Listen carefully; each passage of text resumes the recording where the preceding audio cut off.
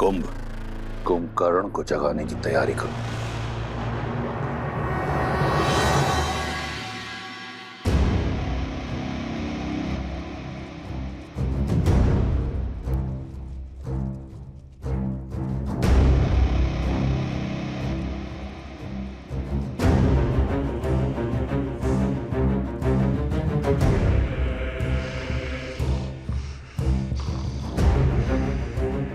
चिंता मत करो, उस वनवासी की हार निश्चित है। नर है वो, नारायण नहीं। और लंकेश ने उचित ही कहा है, 6 माह में जगे या 6 दिन में। मेरे पिताश्री अजय हैं, अमर हैं, उन्हें जगाने में ही लंका का हित है। खोल दो द्वार।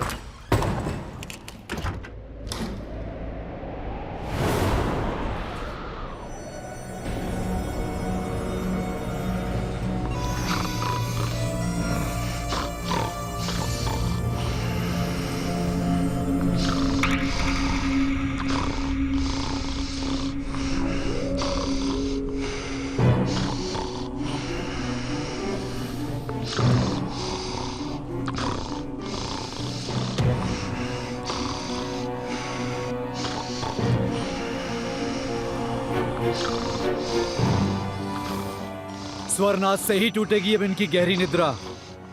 वाद्य यंत्रों को पिताश्री के कानों के समीप बजाओ।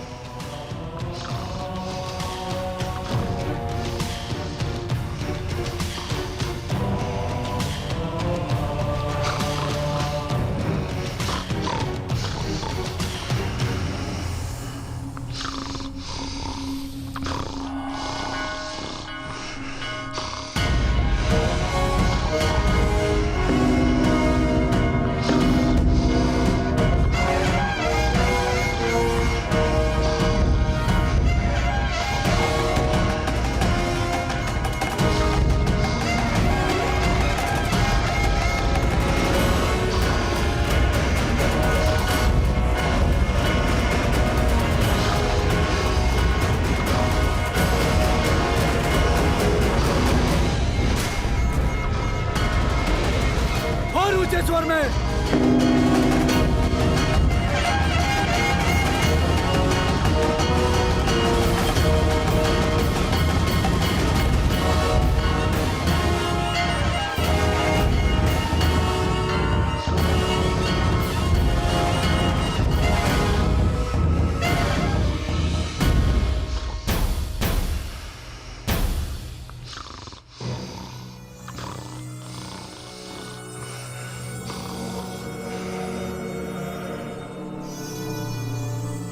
कदाचित तलवार की चुभन और चट्टानों का भार इन्हें उठा दे। प्रारंभ करो।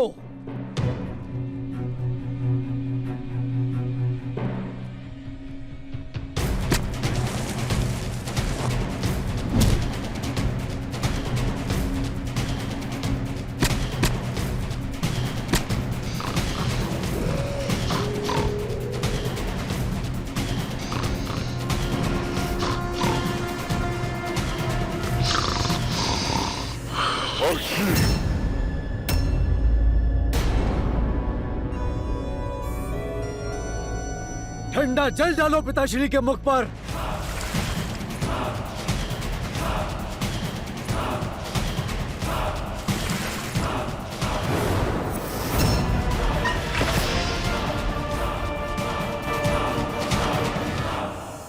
जय श्री राम, जय श्री राम।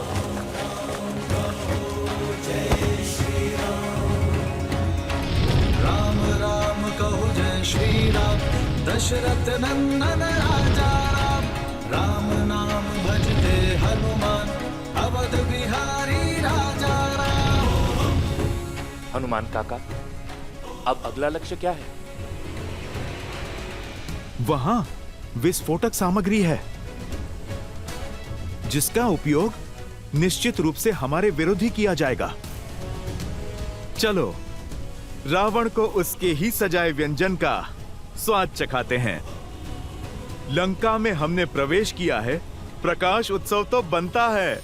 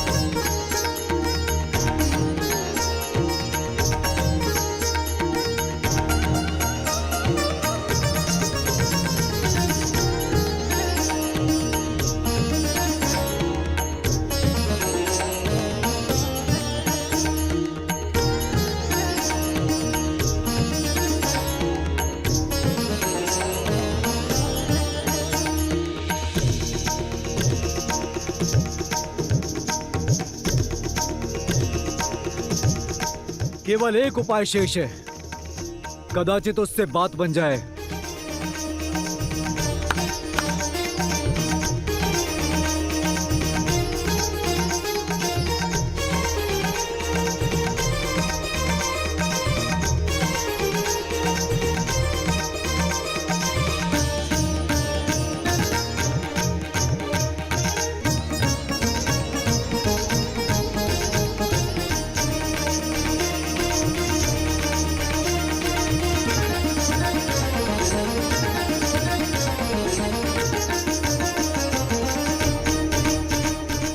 उन पर भोजन की सुगंध का प्रभाव हो रहा है।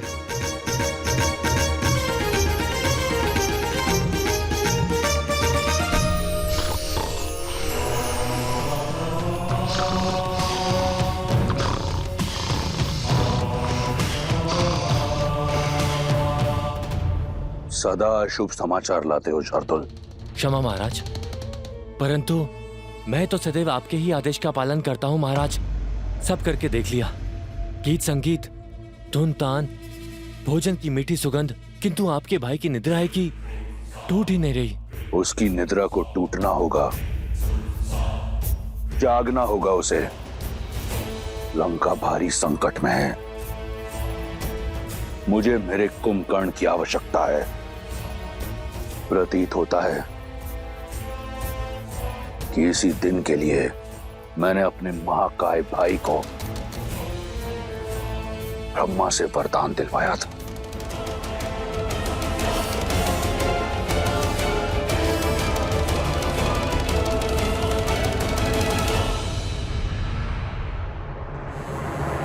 तुम वीर पुरुष, तुम पराक्रमी, तुम मर्यादा के हो स्वामी। नील, तुम संकट हर लो आगामी। मन में है विश्वास तो आकाश में परचम रहेगा। जब होगी जीत तो हर दिशा में राम नाम गूंजेगा। होगा सीता राम का मिलन, तो पर्वत पिघलेंगे। राम की सेना जीतेगी और ध्वज हवा में लहरेंगे। जय श्री राम। राम नाम भजते हनुमान, अवध भी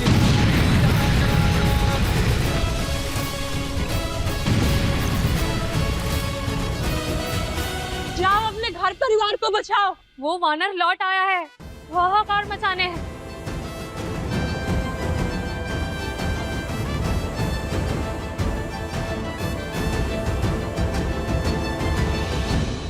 बीच युद्ध में पुनः लंका दहन, जाने क्यों? मेरे श्री राम युद्ध केवल रणभूमि में ही नहीं, मन भूमि में भी करना जानते हैं त्रिजटा। लंका दहन का निर्णय रावण के धैर्य को तोड़ने की नीति से लिया गया है। ऐसा समझो, लंकेश के अंत का आरंभ हो चुका है त्रिजटा।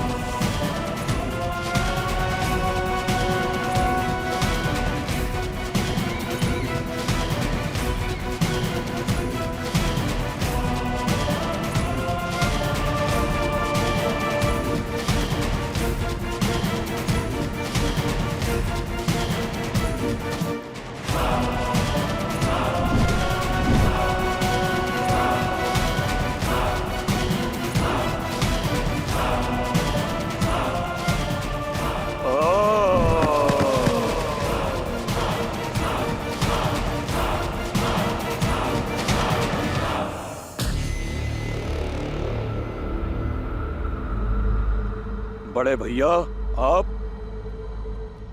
प्रणाम।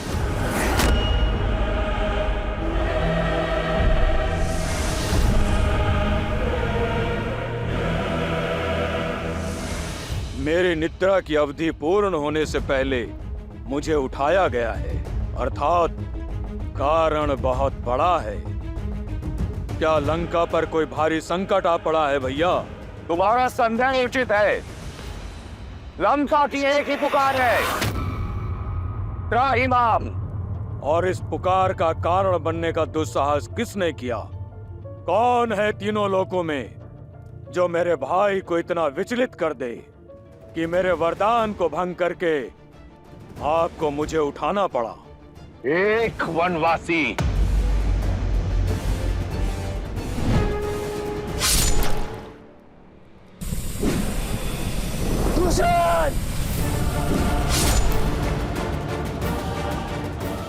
मुझे प्रतिकार, उस राम का सर्वनाश चाहिए मुझे भैया।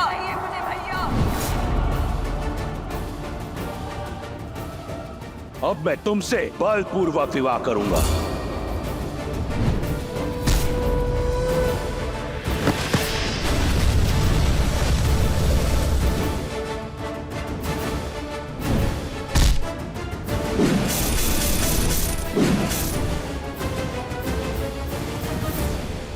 लंका एक बार फिर चल रही है। लंका और उसकी सेना भारी संकट में ग्रस्त है। इस संकट से तुम हमें बचा सकते हो।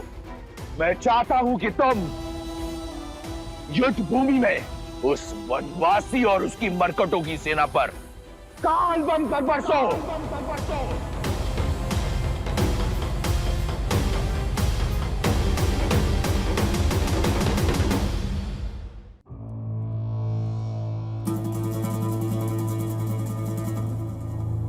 विभीषण कहाँ है भैया? नाम मत लो उस विश्वासघाती का।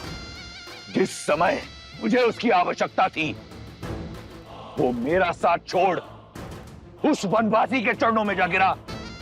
कायरता और विश्वासघात की पराकाष्ठा है वो। तुम तो जानते हो, मुझे उस दुर्बल से कभी कोई आशा नहीं थी, और तुम प्रेम और विश्वास दोनों के आधार हो। सदैव मेरे साथ एक अडिग पर्वत के समान खड़े रहे हो।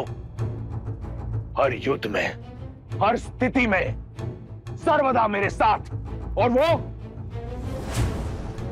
विभीषण उस वनवासी के गुण गाता है। जानते हो उसने क्या किया? लंका का हर भेद उस वनवासी के समक्ष खोल रहा है। लंका का भेदी है वो कायर। मैं आपकी बात को झूठ नहीं मान सकता भैया, किंतु ये सत्य भी नहीं नकार सकता कि विभीषण कायर तो नहीं, साहसी है। क्योंकि साहस धर्म का साथ देने में है। वो अपने धर्म के चलते ही इस पाले से उस ओर गए हैं, और मेरी दृष्टि में भी धर्म श्री राम के साथ है। सावधान कुंभकर्ण, अमर नहीं हो तुम। यदि मेरे शत्रु को श्री कहकर पुकारा तो मैं यही स्वयं तुम्हारे प्राण हर लूंगा। मैं यहां आया था यह सोचकर कि अगर एक भाई विश्वासघाती निकला तो क्या हुआ, मेरा कुंभकर्ण भी है मेरा साथ देने के लिए। परंतु देखो, तुम भी अपने भाई का साथ छोड़ उस राम के रंग में रंग गए। भैया, मैं तो सदा आपके साथ ही था और हूं, पर सत्य से मुंह नहीं छिपा सकता। क्या पर्याप्त लहू नहीं बह गया?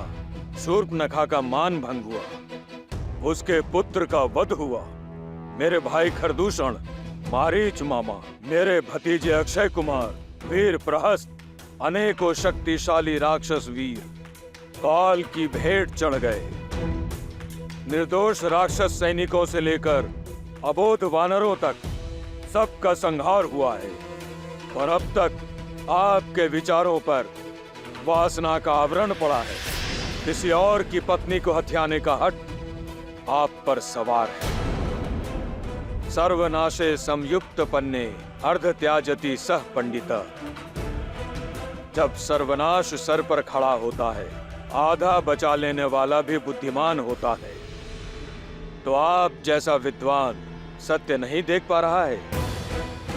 क्यों राक्षस कुल के पतन का आधार रच रहे हैं आप? मैं पतन कर रहा हूं राक्षस संस्कृति का? तनिक स्मरण करो कुंभकर्ण, अगर 10 लोकों में राक्षसों की ख्याति है तो मेरे कारण यदि पाताल से लेकर स्वर्ग तक राक्षसों को सम्मान मिलता है, मेरे कारण क्या था मेरे पास? एक टूटी हुई कुटिया, वहां से निकलकर सोने की लंका पाई मैंने अपने प्रयास से, प्रहार से। और क्या चाहते हो तुम?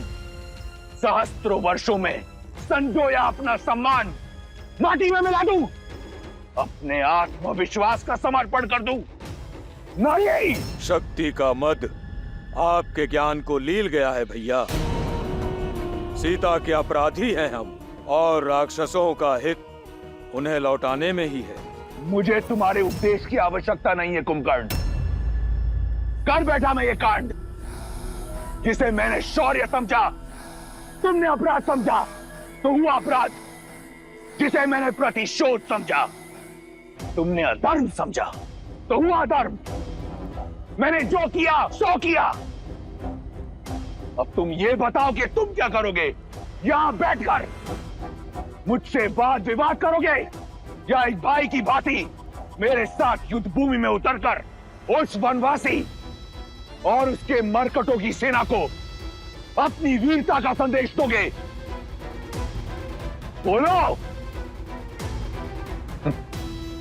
जो साथ ना खड़ा हो उसे विरुद्ध माना जाता है। दुर्भाग्य है मेरा कि तुम भी विभीषण की भांति राक्षस कुल पर कलंक निकले। अपना भोजन पूर्ण करके अपनी निद्रा पूर्ण करो कायर। मुझे तुम्हारी या किसी और की कोई आवश्यकता नहीं। ये कांड मैंने किया है तो संहार भी मैं स्वयं करूंगा। नहीं है तुम्हारी आवश्यकता। रुक जाओ भैया, मैं अपना धर्म निभाऊंगा। ना मैं नारायण को जानता हूं, ना किसी नीति को समझता हूं। आप ही मेरे ईश्वर हैं और आप ही धर्म। आपके लिए जिया हूं और आपके लिए ही मरूंगा। वरदान आपके लिए ही मांगा था और आप पर ही निछावर करूंगा। छोटे भाई के होते बड़े भाई को युद्ध भूमि में उतरना पड़े तो ये कलंक होगा। यदि आपकी इच्छा युद्ध है तो मैं अवश्य युद्ध करूंगा। आपके अधर्म का साथ देने के लिए नहीं, बल्कि अपने भाई और अपने राजा के सम्मान के लिए। जब तक मेरे शरीर में प्राण है, मैं राम और उसकी सेना पर काल बनकर बरसूंगा।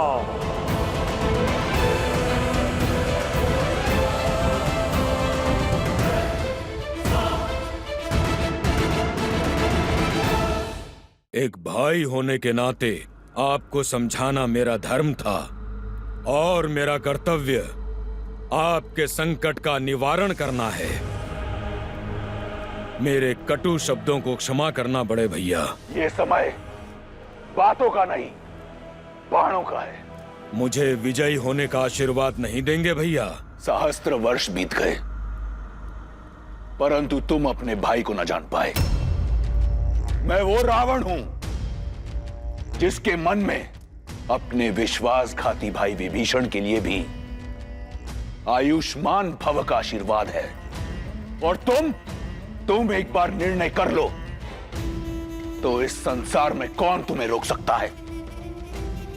जाओ और काल बनकर बरसो और जीत की हुंकार के साथ लौटना। भैया, आप केवल शुभ समाचार की प्रतीक्षा कीजिए।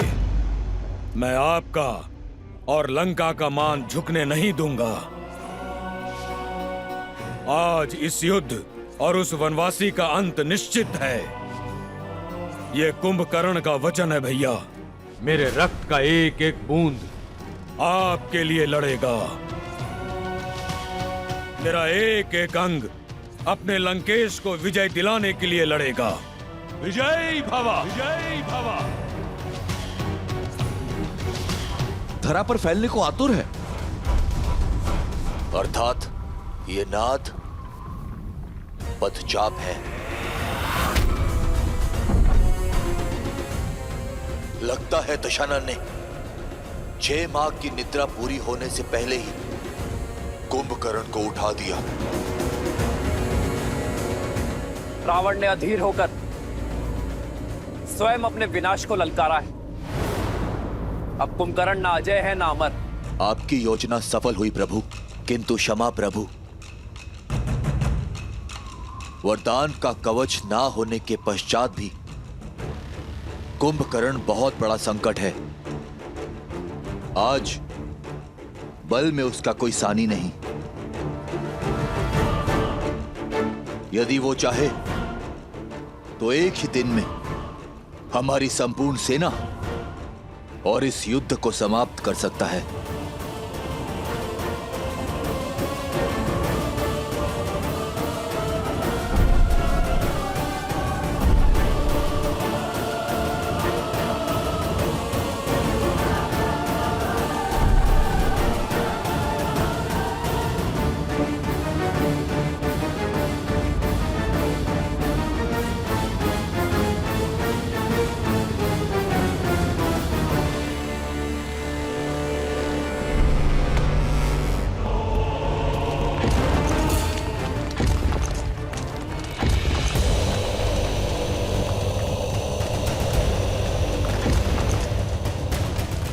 कुंभकर्ण काका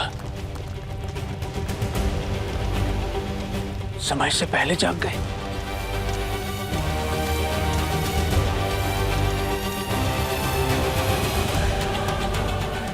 अनंत शक्ति के स्वामी साक्षात कुंभकर्ण उतर रहे हैं युद्ध भूमि में। अब युद्ध भूमि से कुछ आएगा तो वानरों की चित्कार और तुम्हारे राम की अंत की सूचना। सुना है सहस्त्र गजों से भी अधिक बल है उनमें।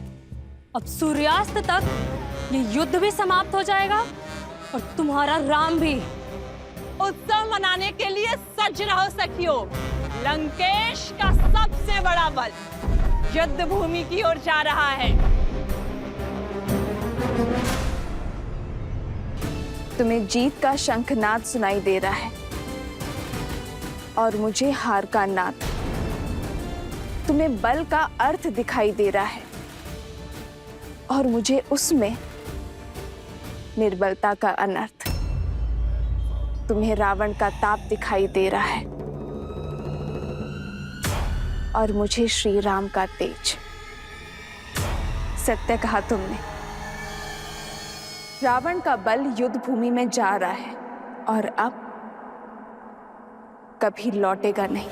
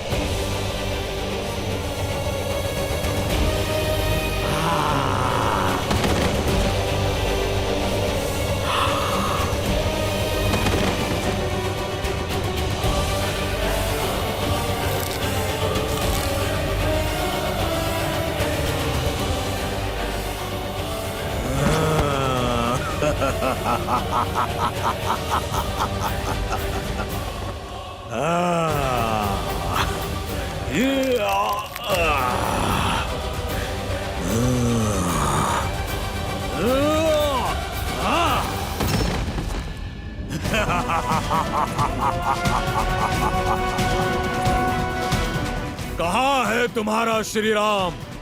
सामने नहीं आया? कोई बात नहीं, तुम सबको मार्ग से हटाकर मैं स्वयं उस तक पहुंचूंगा। बहुत उत्पात मचा लिया वानरों, आज ये कुंभकर्ण तुम्हें नहीं छोड़ेगा। इस युद्ध के साथ तुम्हारा भी अंत कर देगा। वीरों, ये भागने का समय नहीं, युद्ध में भाग लेने का समय है। भागते वो हैं जो कायर होते हैं। हम श्री राम की सेना हैं, साहसी हैं, बलशाली हैं। शत्रु जितना भी विशाल हो, जितना भी भयावह हो, परंतु है अधर्म के साथ ही, और हम श्री राम की सेना धर्म के साथ हैं।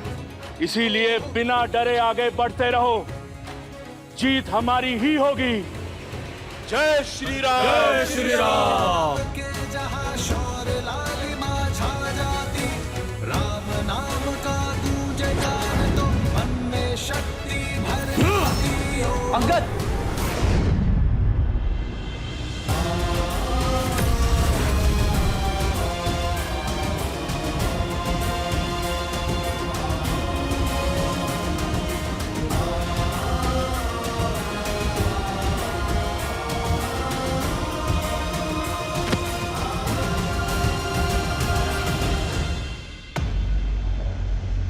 ये जब से आया है हाहाकार मचा रखा है।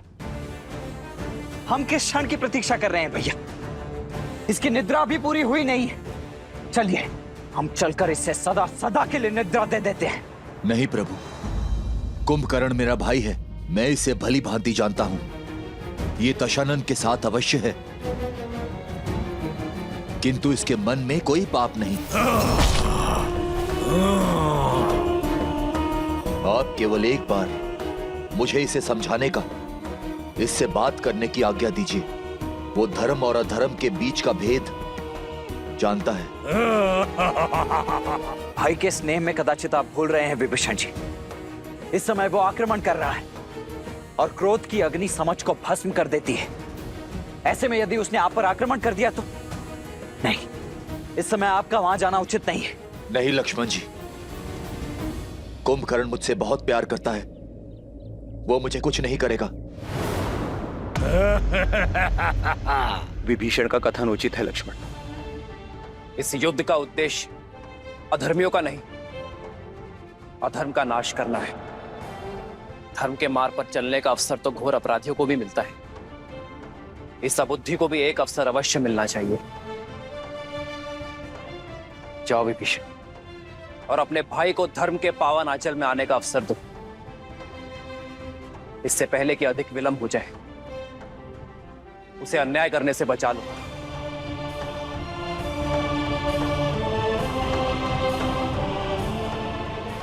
किंतु भैया ये लक्ष्मण,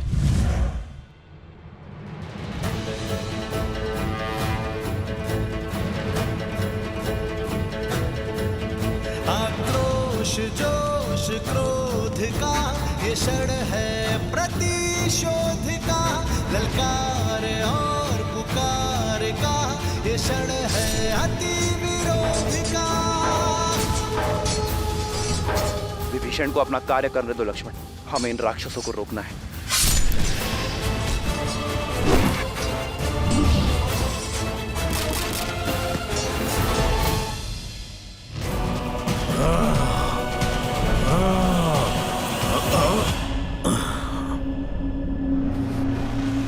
कुंभकर्ण भैया,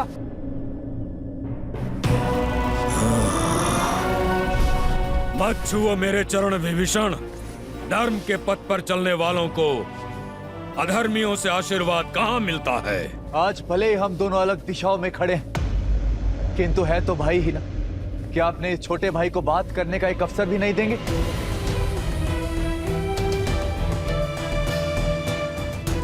भैया,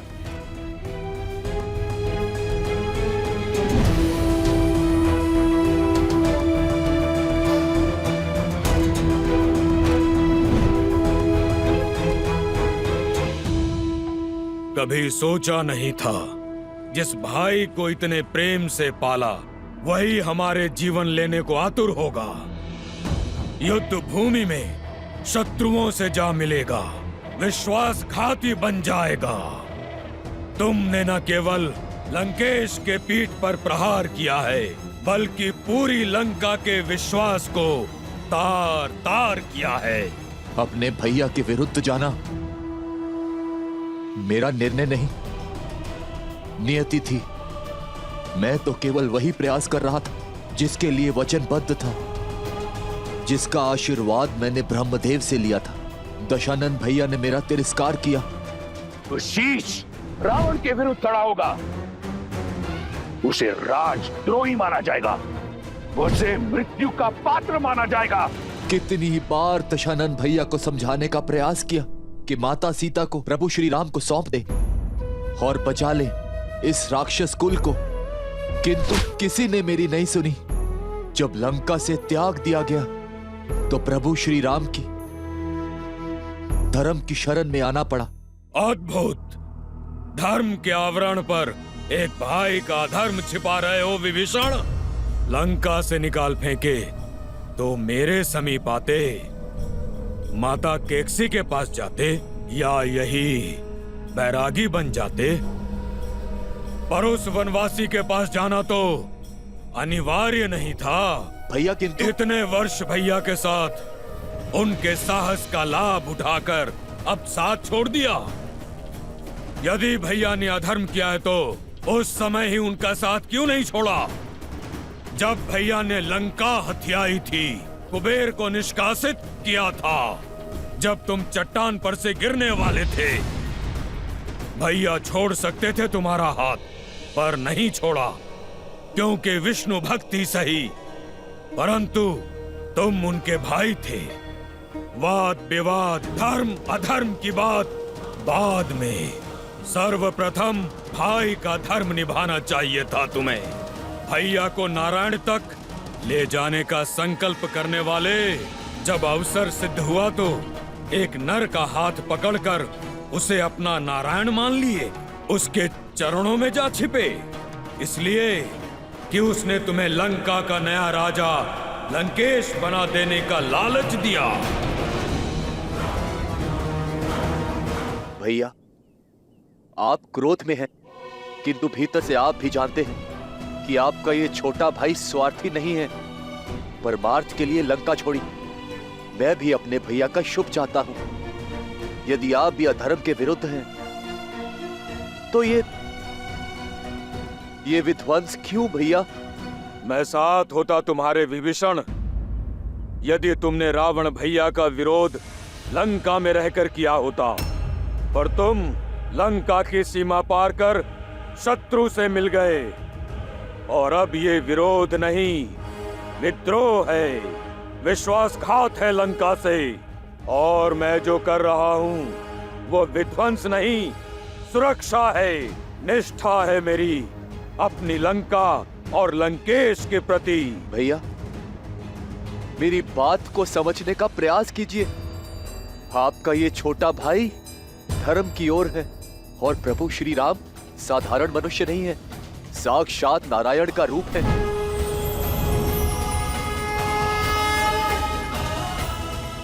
और माता सीता देवी लक्ष्मी का रूप। होंगे वो तुम्हारे भगवान, किंतु मेरे भगवान केवल मेरे रावण भैया हैं। कोई अस्तित्व नहीं था हमारा लंकेश के बिना।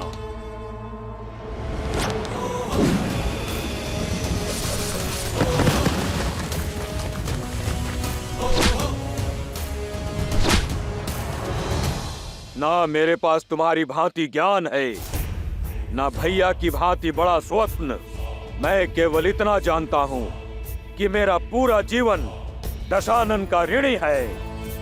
मेरा जीवन उनका है और श्वास भी, और मैं अंतिम श्वास तक लंकेश की ढाल कवच बन के रहूंगा। मेरे भाई के लिए मेरा अंग अंग लड़ेगा, तुमसे भी और तुम्हारे उस वनवासी नर से भी, जिसे तुम सिंहासन के लालच में नारायण समझ बैठे हो। नहीं भैया, मुझे राजपाट पद प्रतिष्ठा, किसी का लोभ नहीं। चाहे तो ये मुकुट क्या, मेरा जीवन ले लीजिए भैया, किंतु अधर्म का साथ छोड़ धर्म की ओर आ जाइए भैया। इससे दशानंद भैया को भी अपनी भूल का आभास हो जाएगा और वो भी प्रभु श्री राम के शरणागत हो जाएंगे। तीनों लोगों के स्वामी को एक तुच्छ नर के आगे झुकाना चाहते हो तुम? एक भाई तो दूसरे भाई का अभेद कवच होता है, किंतु तुम वो बाण हो जिसने अपने ही भाई के हृदय को भेद दिया। भेदी हो तुम। संसार तुम्हें सदा विश्वासघाती के रूप में स्मरण रखेगा। रावण का भेदी कहेगा, घर का भेदी कहेगा।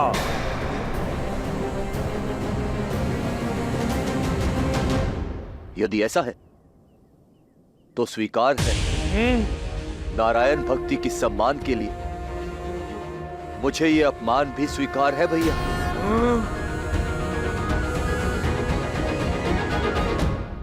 आज तक जिन देवताओं ने हमारे साथ केवल पक्षपात किया है, उनके लिए इतनी भक्ति अद्भुत। कदाचित तुम हम राक्षसों की शक्ति को भूल गए हो भाई। यहाँ हम ही भगवान हैं। जाओ, कह दो अपने स्वामी, अपने राम लक्ष्मण से कि सज्ज हो जाए, क्योंकि आज उनका सामना खरदूषण से नहीं, सर्वशक्तिशाली अजय कुंभकर्ण से हो रहा है। मन करता है तुम्हारे प्राण अभी ले लो, पर तुम दोषी भैया के हो। इस युद्ध के पश्चात तुम्हारा निर्णय वो स्वयं लेंगे। जाओ, चले जाओ विश्वासघाती।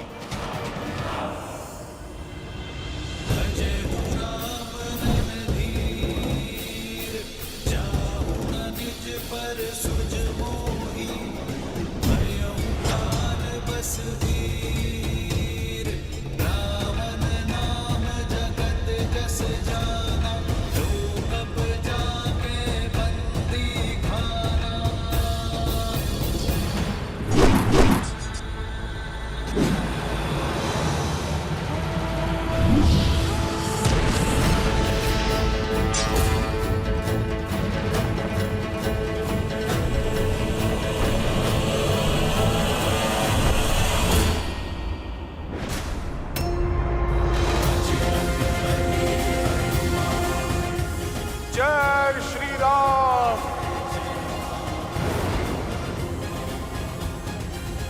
रुक जाओ दानव, मैं विभीषण नहीं जो तुम्हें बार बार बातों से समझाऊंगा। मैं संहार करूंगा। तुम करोगे मेरा संहार?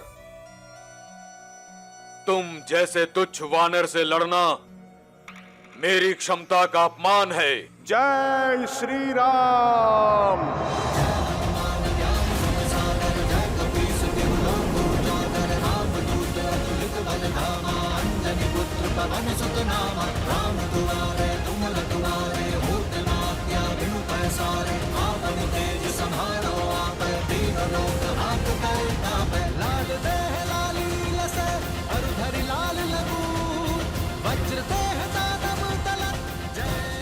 हो कौन तुम? मैं केसरी नंदन पवन पुत्र आंजनेय हनुमान हूँ।